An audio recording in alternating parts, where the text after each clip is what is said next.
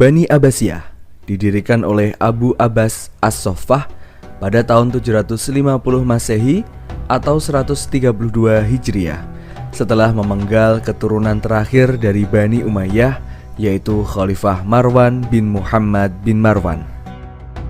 Berdasarkan perubahan pola pemerintahan dan politik, para sejarawan membagi masa pemerintahan Daulah Abbasiyah menjadi 5 periode.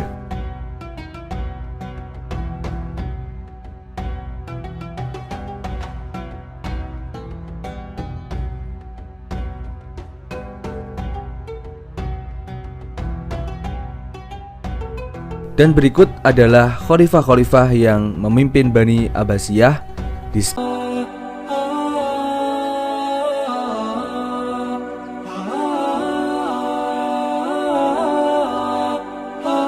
Assalamualaikum warahmatullahi wabarakatuh. Halo semua, di video kali ini kita akan bahas pada masa Abbasiyah. Kalian udah tahu kan pada masa Abbasiyah itu kapan? Tapi kali ini kita bakal bahas perkembangan agama Islamnya sama perkembangan sosial budayanya, kayak tokoh-tokohnya sama bukti-buktinya, terus fenomenanya. Udah pada kepo kan? Jadi langsung aja yuk kita ke videonya.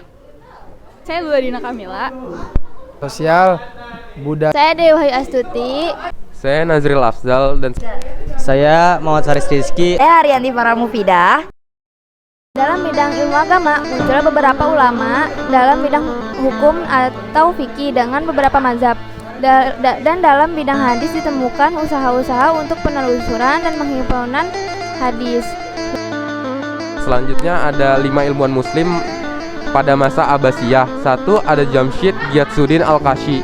Jamshid Giyatsuddin Al-Kashi adalah seorang profesor dalam bidang matematika sekaligus astronomis dari Universitas Samarkand, Uzbekistan.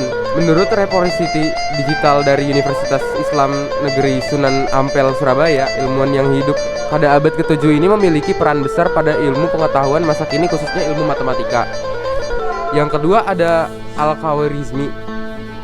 Al-Khawarizmi dikenal sebagai ilmuwan muslim lain yang berjasa bagi ilmu matematika.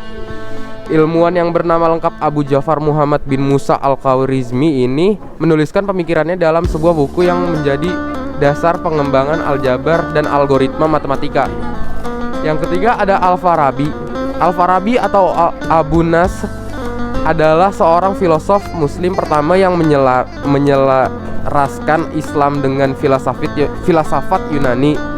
Berkat kecerdasannya dalam pemikiran filsafat, ia mendapatkan julukan guru atau master kedua ala Mu'alim At-Tani setelah Aristoteles.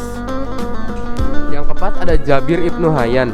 Ilmuwan muslim Abbasiyah selanjutnya adalah Jabir Ibnu Hayyan, ilmuwan kelahiran tahun 721 Masehi. Ini melahirkan sebuah buku berjudul Al-Kimia yang menjadi rujukan dalam pengembangan bidang kimia.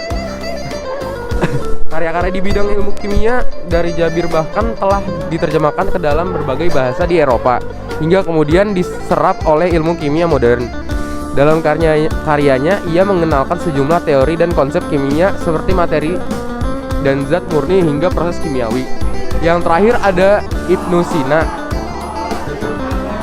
Ibnu Sina yang dikenal sebagai the father of pharmacology, bapak farmakologi, dan Syekh Al-Rais Al-Tib, maha guru kedokteran, tidak mengherankan sebab atau salah satunya karyanya yang terkenal yakni Al-Kanun fi Al-Tib, The Canon of Medicine, sudah diterjemahkan dalam 15 bahasa dunia.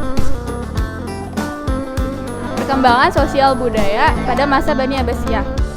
Selama masa pemerintahan dinasti Bani Abbasiyah, banyak perkembangan yang terjadi. Di antaranya adalah perkembangan bahkan kemajuan dalam bidang sosial budaya. Di antara perkembangan itu adalah bidang seni bangunan dan arsitektur. Seni bangunan dan arsitektur masjid.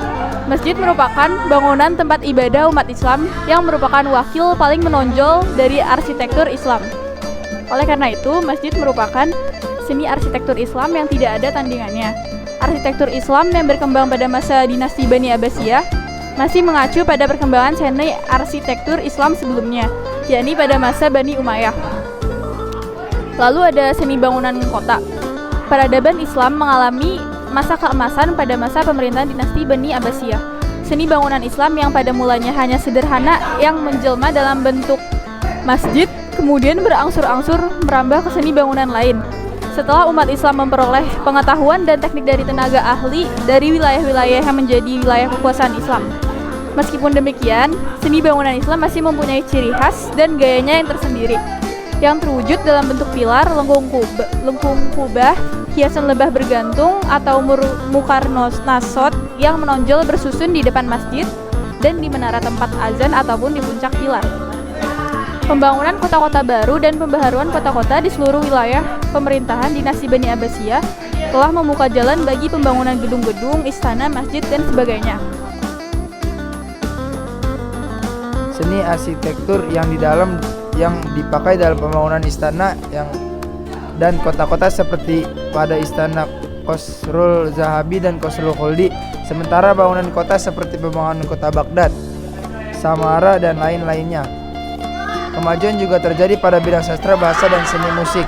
Pada masa inilah lahir seorang sastrawan dan budayawan terkenal seperti Abu Nawas, Abu Ayyad Al-Mutanabbi, Abdullah bin Muqaffa, dan lain-lainnya.